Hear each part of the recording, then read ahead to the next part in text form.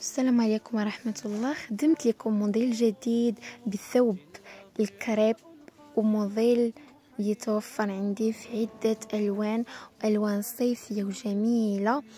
وحتى هذا الموديل هذا عنده واحد الإقبال اللي هو كبير من ناحية الموديل، كيجي فضفاض وزوين بالنسبة للمحجبات. تقدروا تلبسوا معاه شال، تقدروا تلبسوا معاه ميني خمار أو فولارة دائرية. عندي متوفر في عدة ألوان، من بينهم الكاشيري، زرق، بلوغوا، سماوي، وبزاف ديال الوانات. الوان صيفيه والثوب ديال الكريب، يعني الثوب اللي هو بارد وكيجي نازل في اللبسه ديالو. الكميمات كيجيو فضفاضين، كذلك فيه هذا الحزيم اللي من جهه العنق واللي بلي، وكيجي كلاش في اللبسه ديالو. هادو هما اللوينات اللي كنت وريتكم، الوان صيفيه وبارده بالنسبه للصيف. وهذا كان هو لا فيديو ديال اليوم. نتمنى انه كان نال الاعجاب ديالكم. بالنسبه ان شاء الله باقي غادي نشر لكم موديلات جداد مختلفين على هذا الموديل.